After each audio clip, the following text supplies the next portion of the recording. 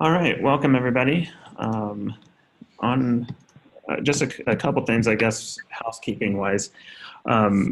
First, I wanted to make sure that everybody had access to the shared drive.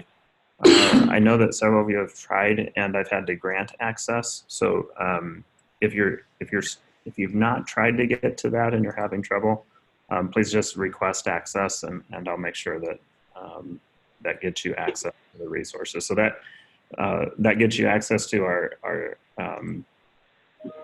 schedule, as well as a lot of useful resources there that can help you as you're studying. The second thing I wanted to ask about is how's everybody feeling as far as their studies are going? Are you able to spend some time getting in and doing some studying? Feel free to unmute and chat. Yeah, I have. Right, good, Tanner. Good. Others? Not as much as I want. Yeah, yeah. And that's pretty common.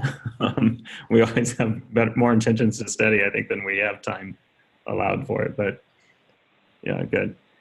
Because what I would encourage, and what I know is helpful, and really kind of the design of the way that the group is set up to work, is to try to study the topics that are being presented, so that you're come to the meeting. So questions or questions on things that don't make sense to you. So just a suggestion there.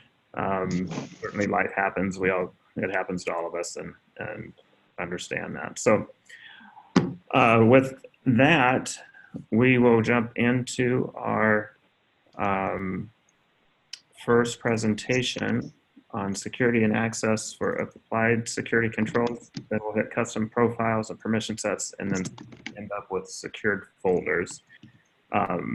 And I forget who has the applied security controls. That's Joe. All right, Joe, I'm going to stop. You can share your presentation.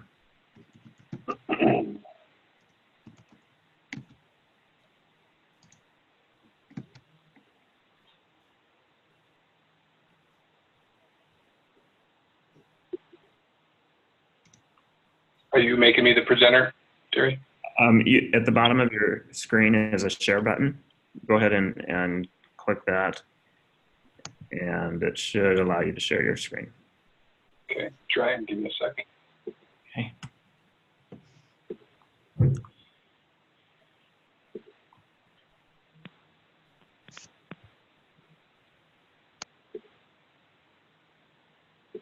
There we go. Okay. Yep, you're on. Excellent. All right. Give me a second to move some things around here. I apologize. This week has been hell, and yesterday I found out my new refrigerator was leaking water all over our kitchen into our basement. So I've got a service master here with fans and blowers and vacuums and everything. So if you can hear the background noise, I apologize. Sounds all right. All right. Good. So security and access, applying the security controls. There are 4 ways to control access to records: manual sharing, sharing rules, the role hierarchy, and organization-wide defaults. And the visibility is actually opening up as you go towards the top of that triangle. So the manual sharing is going to allow you to give any user to give record for record owners to give other users permissions who might not otherwise have access based on what was happening in the sharing rules, role hierarchy, organization-wide defaults. The sharing rules are automatic exceptions to the organization-wide default for particular groups or users to give them access again to what they wouldn't see based on what was at the bottom of that pyramid. Role hierarchies ensure managers have access to the same records as their subordinates.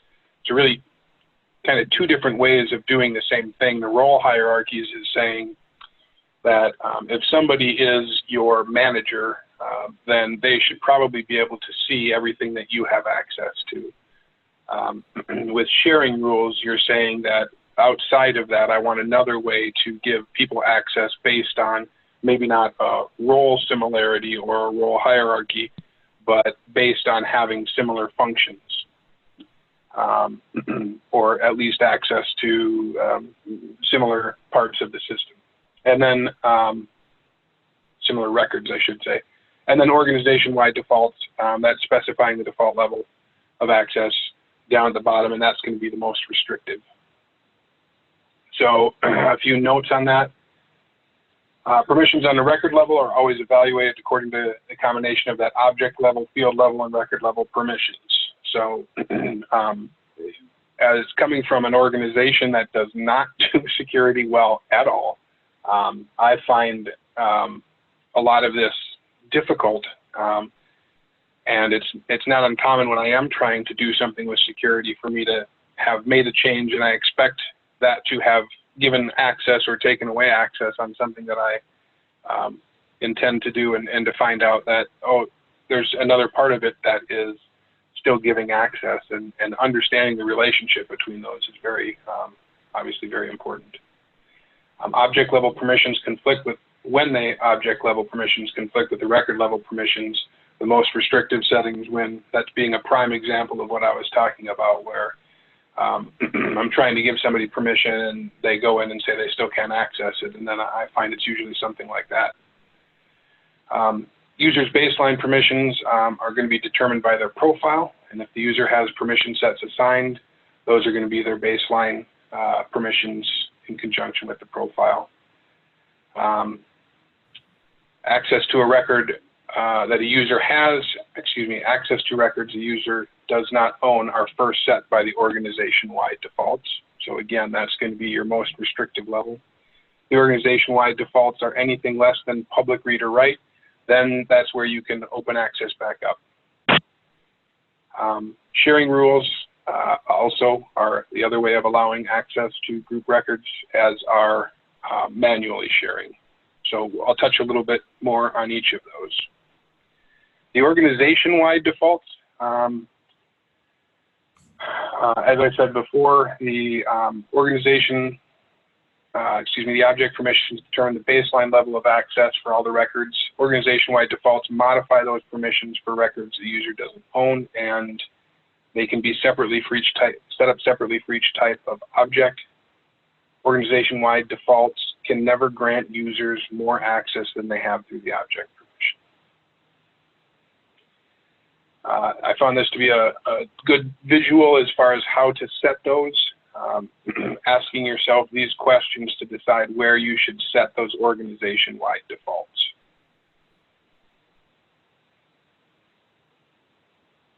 And then where you actually set them is here. So you're going to go to Setup, Sharing Settings, and then you're going to click Edit for the organization-wide defaults. You'll have the ability to set each of these. And that's where you're asking yourself these questions to figure out how they should each be set.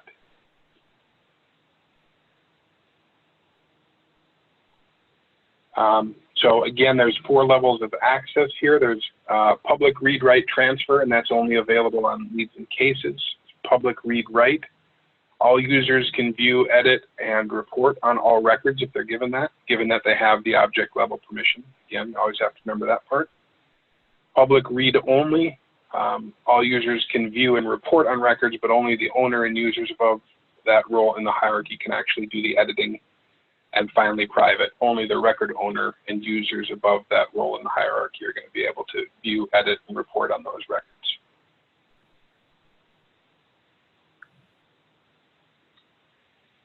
For roles and role hierarchies, again, they work with the sharing settings to determine the level of access users have. And the important part here is just, I mean, it's in the name, role hierarchy. It's a matter of what a user has, their manager is going to have access to. Users at any given role level can view, edit, and report on all data owned by or shared with users below them in the role hierarchy, unless grant access using hierarchies option is disabled for a custom object type. And I have one tip on that. as somebody who used to do ERP system implementations, we once had a purchasing manager who didn't know what they were doing, wasn't used to running reports, go in and run a report in a business system that allowed them to change the price on every single item in their system to $2.37. I will remember that number for the rest of my life because I spent the next 2 weeks trying to fix that. Sometimes higher levels of managers don't always know what they're doing, and you want to lock some parts of it down. I come from an organization where we have a very involved owner for the company, but by his own acknowledgement, he should never be let loose in the system. And in fact, he doesn't even have a login. We do everything for him when he wants to go in. So I'm going to open up the playground here and navigate to roles and add a role for marketing manager.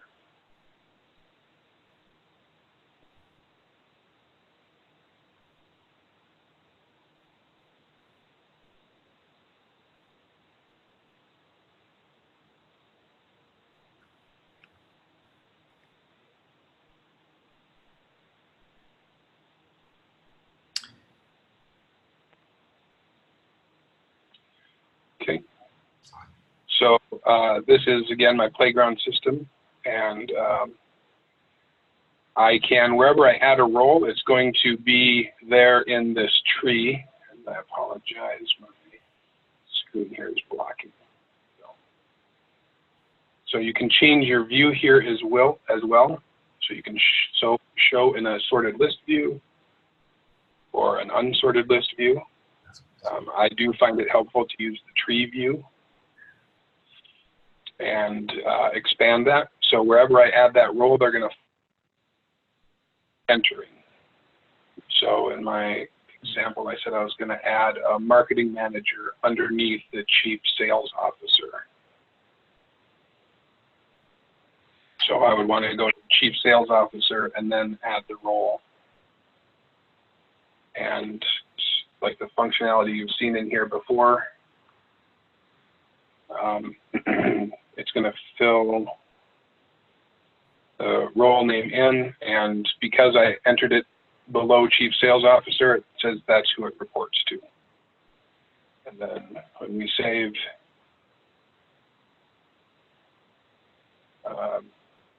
gives us the recap there, and then I can go back to roles.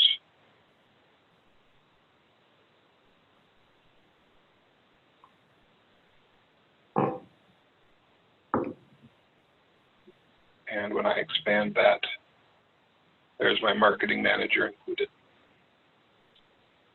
So that's how to create the role. Pretty simple.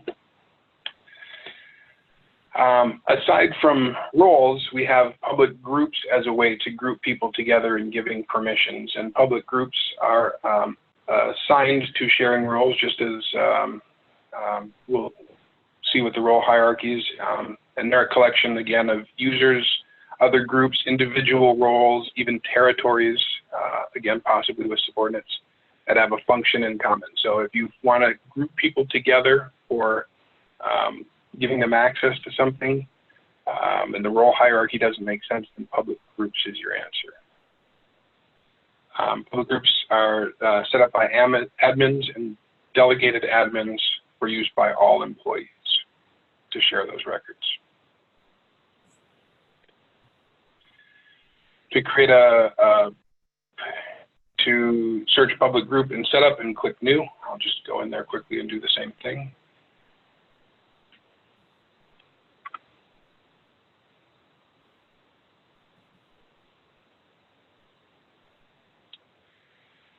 And click new. So I'll stick with billing support agents. And then I have the functionality here to pick roles and subordinates, particular users, or those public groups. And depending on what I pick, I will see different options here to bring over to selected members as far as who I want to be in that If I pick users, I'm going to see a list of users who I want to put into that public group.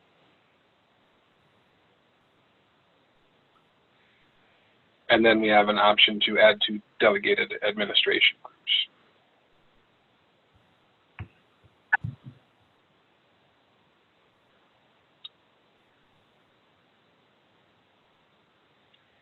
For the sharing rules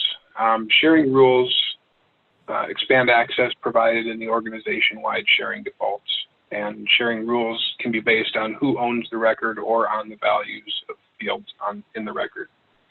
So for example, using sharing rules to extend sharing access to users in a public group or roles. Like with the role hierarchy, sharing rules can't be stricter than your organization-wide default settings. They just allow greater access for particular users. I'm going to go into where we set all this up after I go through these, just so you're aware. Other things about sharing rules, there's 3 components that you want to have be keeping in mind. They're sharing with which records. Own records are grouped by criteria. Which users are they going to be sharing with? Individual users, roles and subordinates, territories and subordinates, or other public groups. And then what kind of access are we sharing? Read only or read write? So I'll do that one as well.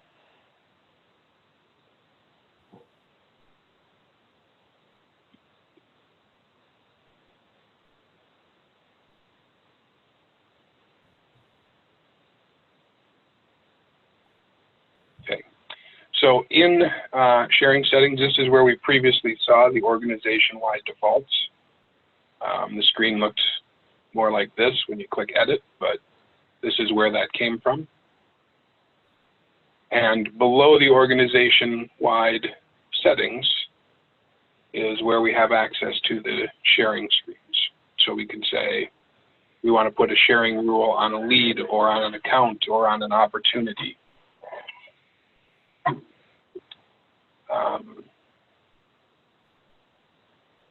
So let's go ahead and take a look at one of those. Sorry, wrong screen.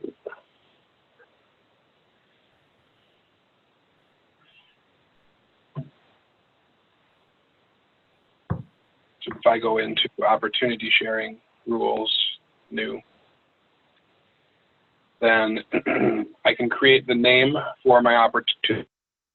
So let's say this is, I'm sharing them because this is part of a larger project. So I'll call this the Acme project. And I can say, I can give a further description if I need to, obviously. And I select my rule type based on criteria or record owner. And then I can say which record should be shared based on public groups, roles, or the roles and subordinates. And what I see when I click here for those 3 options is going to affect what options I have over here.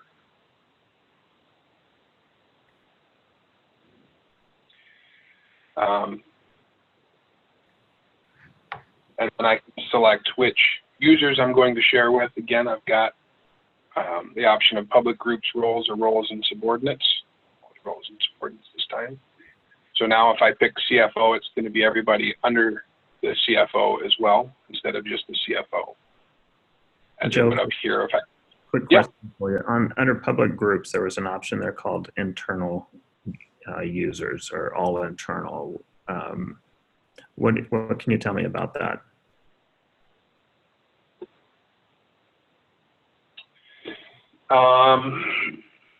Don't mean to put you on the spot. It's okay to say you don't know. I don't remember. Okay, all right. Anybody? You can create your own public groups, can't you? So like we have like groups. I don't know if that's the same as groups or public groups, but we have like groups like for the sales team and then other groups that might say all users.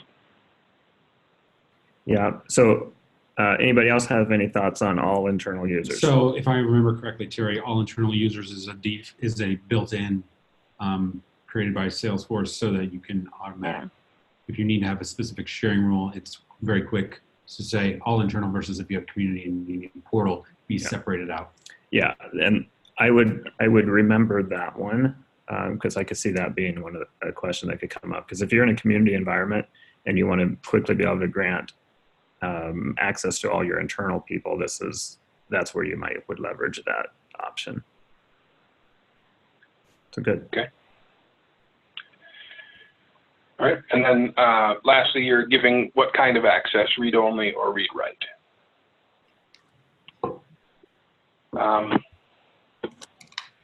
Lastly, we've got manual sharing, which is a little bit separate from the other that we've discussed. So it's not part of the, it doesn't fall under that organization-wide defaults. It's just one user giving access to another user. And it's available to record owners, their managers in the role hierarchy, and administrators. And it's only for objects set as public read-only or private in organization-wide defaults.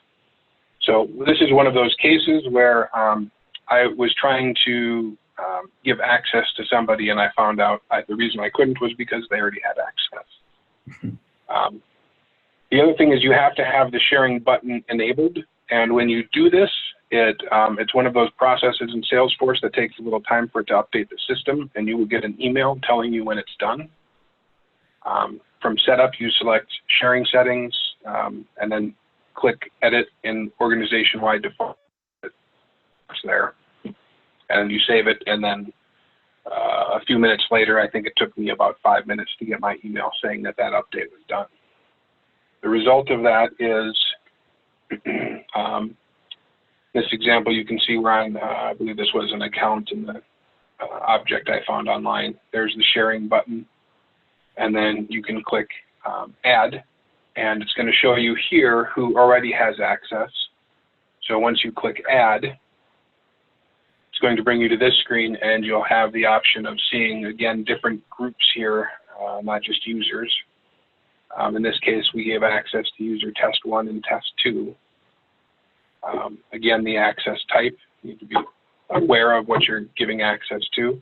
And then when you click save, it gives you back to this screen where it's telling you these are now the list of users who have access to that. On that screen, the second screen there's also the expanded list. And the screen that you're seeing there will show you, I believe, groups of people or roles. And the expanded list will actually break it down to people and give you a reason why they have access. So that can be really helpful when you're troubleshooting access issues as well. Okay. Can I ask a question real quick? Yeah. So on the left-hand side of the screen, so you're sharing it with user test 1 and test 2, and you see opportunity access, read-write. Can you edit that to be only read-only there and share it? So restrict someone else's? Does that make sense? Yes, and yes is the answer to the question. Yes, okay. I believe that one of the options under there is even is still private or no access, I think, in that process. You might have to double check me on that, but I believe that. So you could grant access to an account and its contacts, but still keep cases or opportunities. But you couldn't change case access to read-write if you didn't have access yourself already, I'm guessing. Right. The only person that's going to be able to do this is the owner or an admin of that. Okay, thanks. So I found some related admin certification questions online. So I was going to run through a couple of those. This was from Certified on Demand, which is a service you can pay for to help you with your testing process. I thought it was pretty interesting because in addition to asking the question, giving 4 options, there's an explanation for why the other answers aren't correct and why B in this case was the correct answer. I gave away the answer, sorry. But this is, I thought they were great explanations, and from what I saw on that site, it was a great explanation of the test itself, saying, you know, frequently there is more than one correct answer. And what I liked was that they went through and explained why the answer in the questions that I saw was the most correct answer. Okay. So in this case, yeah, go ahead. Joe, I'm going to interrupt you just because of time and knowing that we've got 2 more to go yet. Sorry. No, it's all good. Joe's going to have his slides in our folder. And so if you want to go through the questions, you'll be able to do that by downloading the slide or taking a look at it online. A couple thoughts, and Carla, you may have some thoughts too you want to share, but there's and it's possible that we hit this in some of the other presentations, but there's also account teams and opportunity teams that can grant access to records. So be aware of those 2 options as well. Again, it's always extending access to more people, and you're never taking it away when you're on an account team or opportunity team. You have any thoughts, Carla, that you wanted to add? No, I was going to say that as well. The account teams and opportunity teams are definitely something you have to keep in mind when extending access to records. Yeah, I always like to think of the OWDs, or the organizational-wide defaults, as, you know, what records can people see, and then the profiles and permission sets are, you know, what can they do with the records they can see. Trying to keep that when you're doing troubleshooting for security purposes, that kind of at least puts you in the right direction. Well, can they see the record, or can they just not do what they need to do with the record that they can see? All right, Joe, thank you. Very good job. If you can stop sharing your screen, and Gina, you are up next. Can you hear me?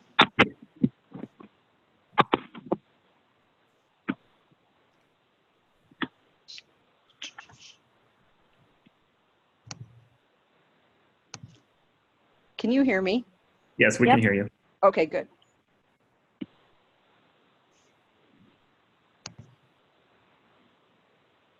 Permission sets. Very nice.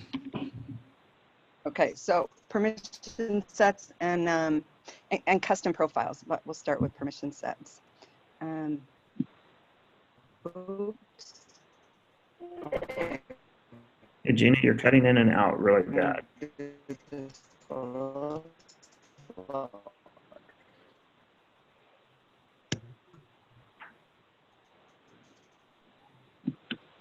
Gina, are you still there? Okay, connection. Internet connection is unstable. What does that mean? Nice. Yes, but my internet's unstable, it says. Okay, you're coming through okay at the moment. Oh, really? Yeah. Okay. Okay. So I'll start with creating a custom profile. Every user needs to have a profile attached to the record. You'll let me know if I start breaking up, right? Yes. Okay. So in order, when you create a user, I'm sorry. So to create different kinds of profiles that are not available under the standard, where you want to allow some changes to the standard profile, you need to go into users, profiles, and clone one of the, or create a new profile. Because the standard profiles cannot be edited. Every profile is based on the user's license, which determines the features of Salesforce users on that that the users will have access to. So I created the profile by cloning it,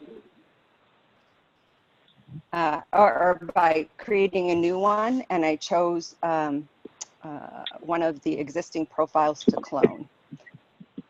And then I named it, there's two fields you could, so you take the existing profile and you choose it, and then there's a line that allows you to enter the profile name. I guess I could walk through it. Well, here in a minute I will. And then once that profile comes up, you choose the edit button to go ahead and make changes to that profile. You can apply changes to the settings and permissions in any of these areas in the profiles, and we'll take a look at that. So after you make the changes to the access or the permissions, you save that to create your new custom profile. So here's an example of an employee, and when you create the user, you choose from the list of profiles. And the one we just created, or that I created, was called employee profile.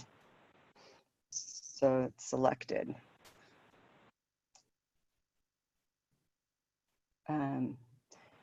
Every profile should have at least one visible app when you create it. If an app is visible, if an app is visible, its tabs won't show up unless the profile has permissions to view the associated objects. An app permission does not automatically give the object permission. The profile can be assigned to many users, but users can only be assigned to one profile at a time. That's why we set up permissions later, because they can have multiples. View app and modify all are not available for ideas, price books, articles, and products. Okay, let's go into Salesforce and do create a profile, users profiles. So to customize a profile, as I ran through those demonstrations, create a new profile. You pick one that's close to what you would like to customize. You give it a name. Are you trying to show your other Salesforce? We're still seeing this. Oh, so sorry. So sorry. Yes, new share. There you go. So do you have to change it every time? Is that how you do that? On the sharing, it depends on if you shared your desktop or just an app. Ah, how do I do share computer? Yeah, just click on share again and you can probably switch it. Okay. I don't see that option. Can you see it now? There you go. The Salesforce one? Beautiful. Okay. So all I did was profiles under the users. I chose an existing profile to clone. I gave it my new name and I saved it. Once you save it, you're able to edit the profile, making any changes that you want to those 8 or 10 areas, making them defaults. Usually profiles are as restrictive as you want the grouping that the people that you're using these profiles on. If you need to provide access to certain individuals that are assigned to a profile, you can make those specific nuances in the permissions section, which we'll go to next. So these allow them all the different tabs that you would like them to have available to them, the different administrative permissions that you may or may not want them to have enabled. I don't know if you can, user permissions, converting leads or not converting, managing leads. Here's your standard option permissions. And these all apply when you're all through. These all apply to anyone who has been identified with this profile. And again, only every user has to have one profile assigned to them. So we'll save it. New temp employee. And then if I go to my users and I edit one of my users, or I create a new one, I can change okay,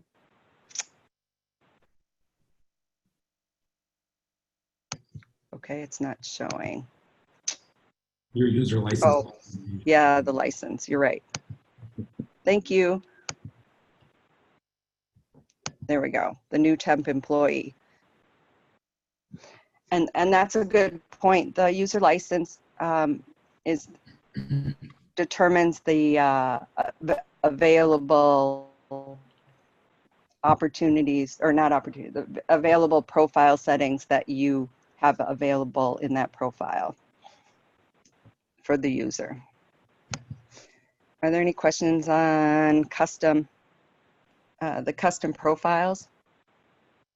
No, I'll just make one comment though. When you're in there editing your profile, if your look of that profile is different than what you just saw here, there is an enhanced profile view that does present that profile information in a different way. So if you're looking at that screen saying, man, that's not the screen that I normally see, that's because you're using the enhanced view. This is kind of the classic view, the old version of the profiles from years ago. So that's the difference that you might have there if you were questioning that.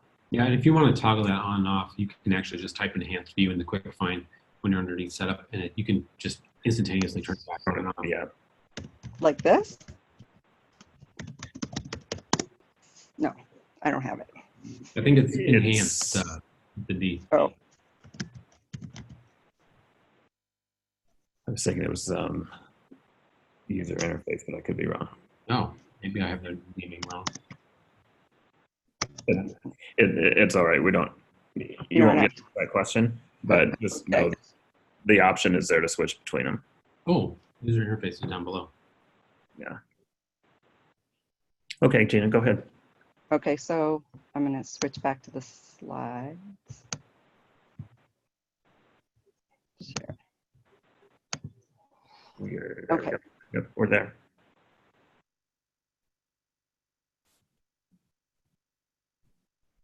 Can you see my permission sets slide? Yes.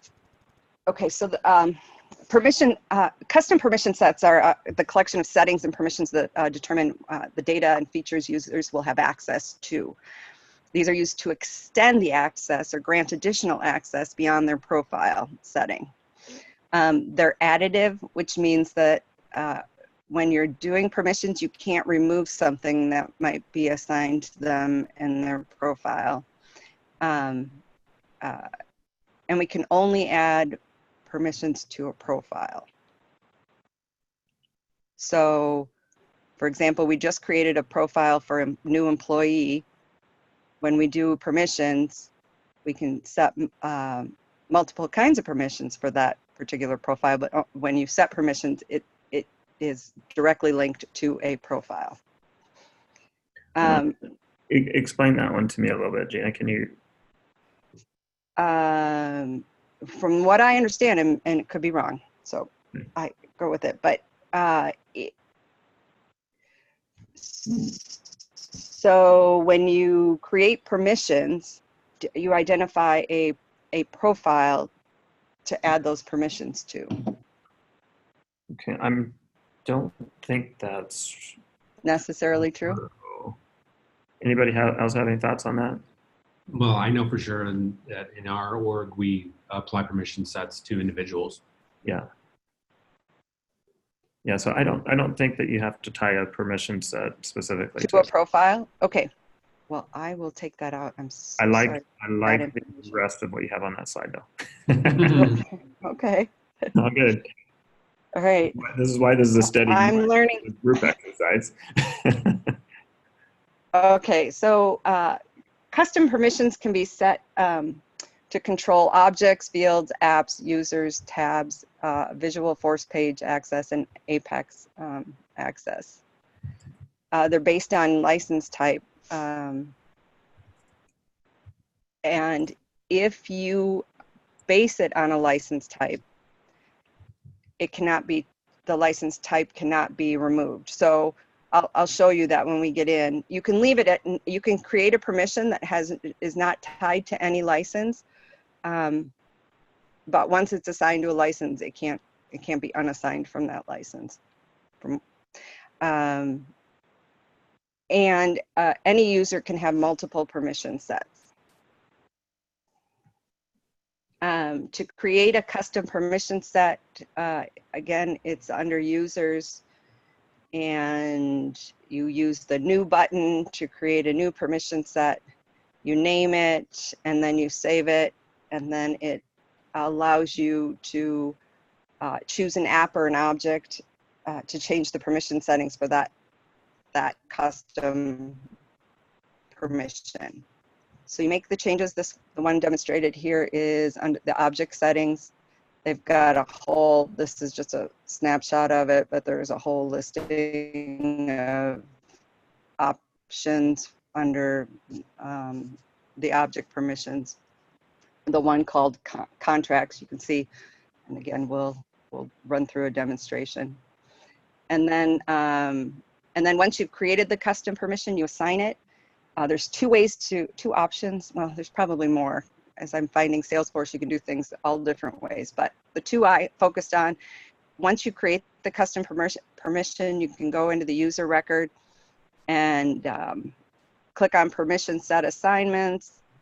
The box below that, you choose the edit assignments, and then the box to the right, it has all the different permissions available for that employee or user, and you choose the ones you want and save.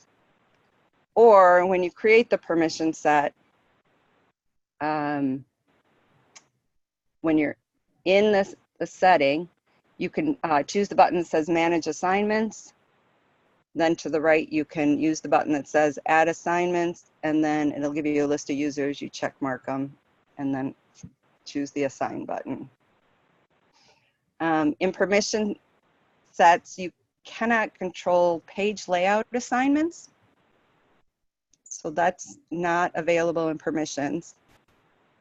And permission sets with no license selected do not include all possible permissions and settings. So yeah, so if you choose license, you'll have more options. Okay, so let's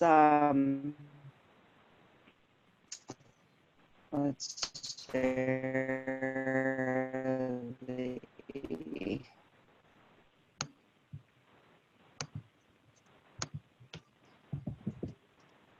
It's a quick question while you're doing that. Go ahead and do your setup there and we'll watch. But question for the group, give me a reason why we would set up a permission set over just creating a new profile. Thank you. I was wondering that because at my company, I don't have any custom ones. We have obviously different permission sets depending on the apps that we've loaded and different things, but I've never created a custom one. So I'd be anxious to hear too. Yeah. You may have a business function that two different profiles need to, they both need to have that added permission to be able to do, but maybe you've got 10 profiles and just those two need a permission set. There's a variety of different things, but it's like a shared, smaller, usually has to do with something that different groups need to do the same thing of, but they don't need it on their profile. It's like just a small additive that you can add it to and from profiles as needed later on, or individuals, I should say. Okay. And we've got one in the chat that says give that extra access to users. Oftentimes the permissions might be, there might be like a sales group that has a profile sales group. And there's a manager in that group that needs to go in to get maybe more financial information than they need for the, sales financial permissions, where you allow them to be able to make changes or view the accounting software or the accounting perfect information. example. Yeah. Good. Another example is where you've got maybe a blend of two different departments that need access to a certain thing, where they may be in, users might be in different profiles that are assigned to them, and you don't want to create a third profile to manage those individuals that are uniquely different. So a permission set would be a way of granting that extra access to manage those exceptions. Yeah, good. Okay, so permission sets. You ready for a demo? Yeah. So do we have time? that's what I want to ask the group that too. So we've had a couple options when we run close on time. We can always move a presentation back to the next week, or to the following week. Is that right? Next week, Yeah, whatever, to 7 days from now, and we can continue to dig in, or we can cut this one short and move into the next presentation. Any feedback on what you prefer to do?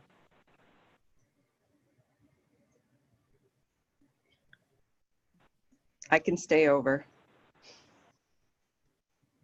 I can. Okay. How much more do you have, Gina? 2 minutes. 2 minutes, go.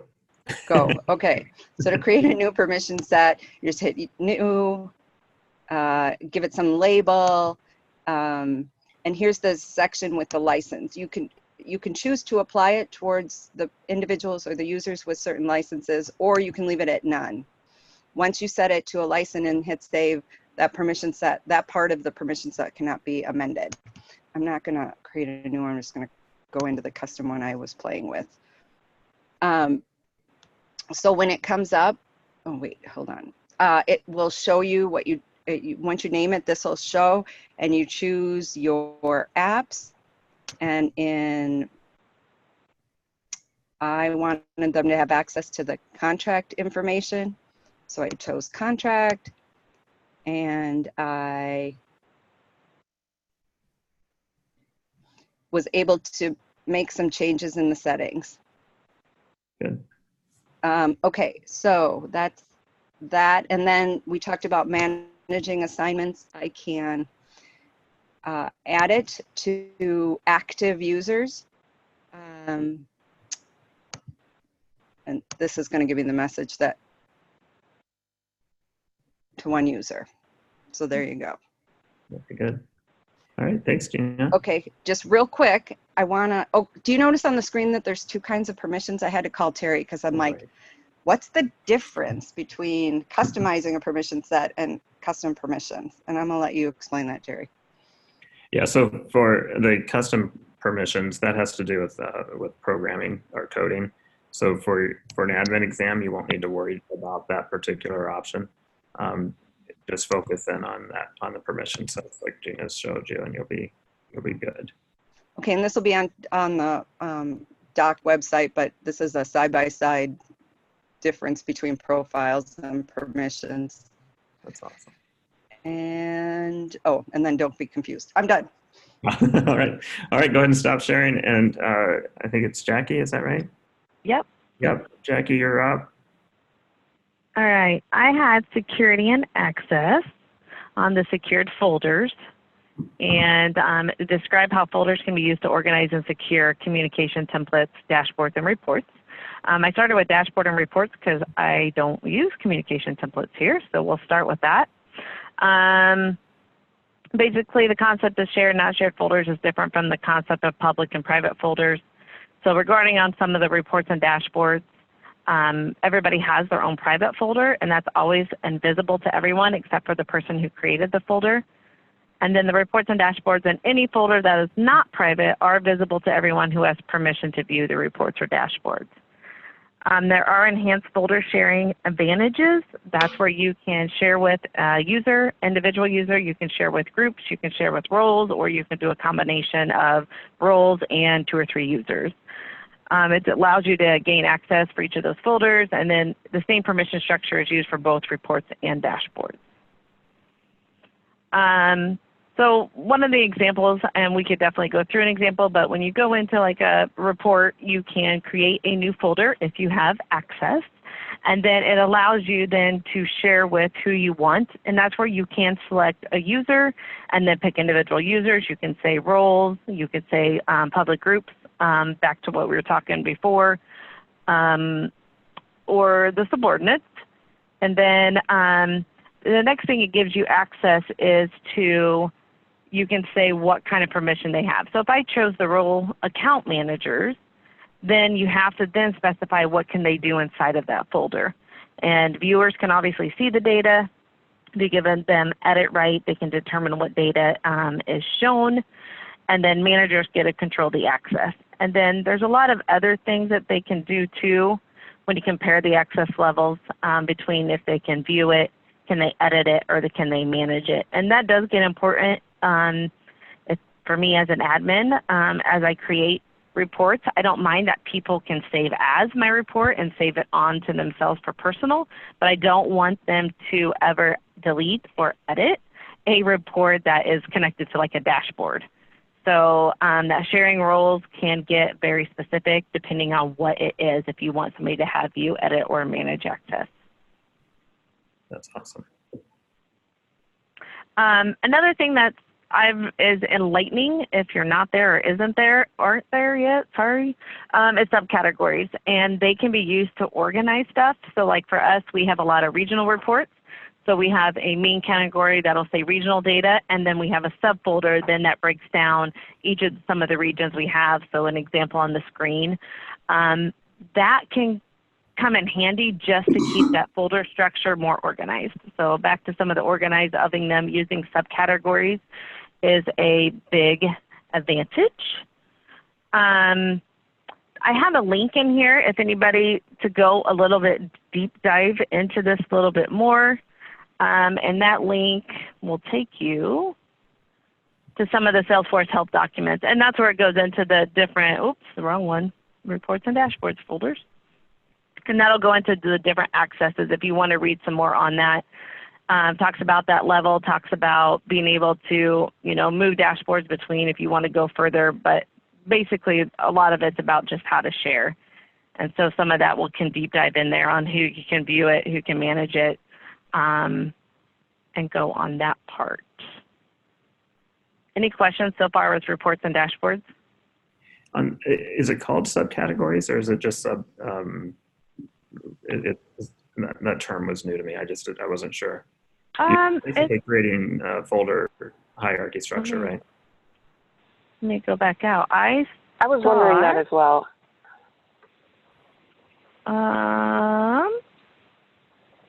I swear when I read it, it talked about the subcategories for Lightning. Now I got to find it, guys. That's all right. Oh, that's the email template. Hang on here. I went to the wrong one again. Share dashboard.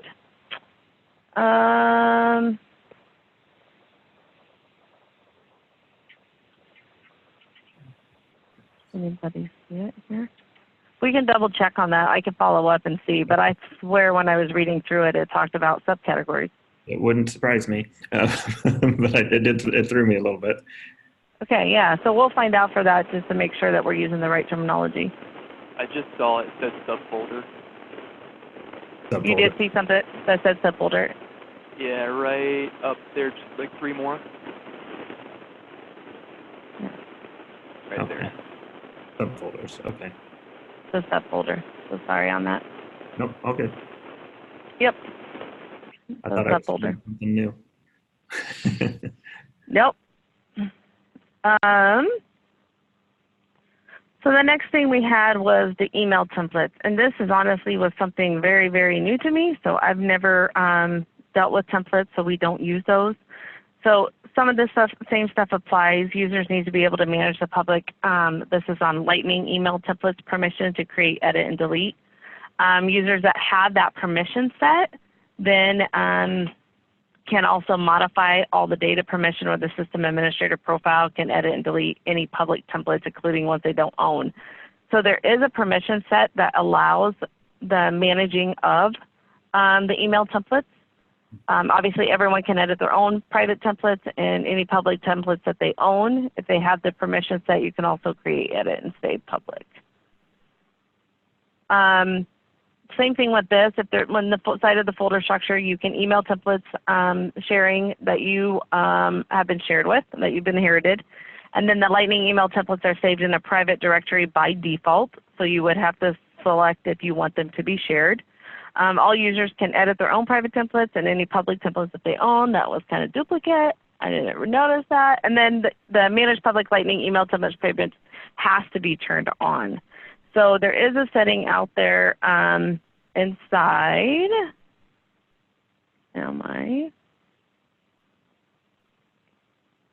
And so if you go into the help and you do into email templates, there are two versions.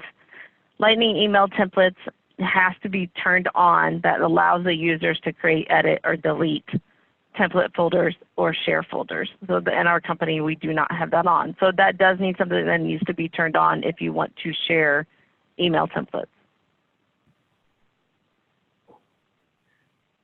A question on the access to those two folders. Does it follow the same rules as role hierarchy? So if I report to Kevin and I have access to that to a reports folder, does Kevin inherit that because he's my boss? I thought I read it does. I can't remember if it was in my next slide. I'm not sure on that, Terry, to be honest. Any thoughts on that?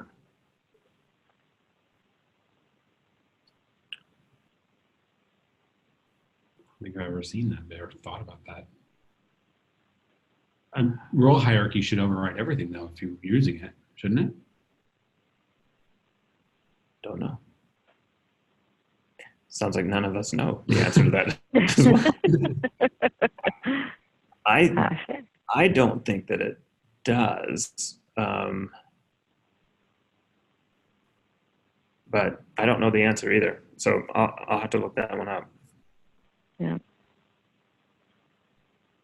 So once the folders and enhanced sharing is turned on, then you can set it up in permission sets to make sure you create folders for Lightning email templates. That does need to be edited in the system permissions and saved.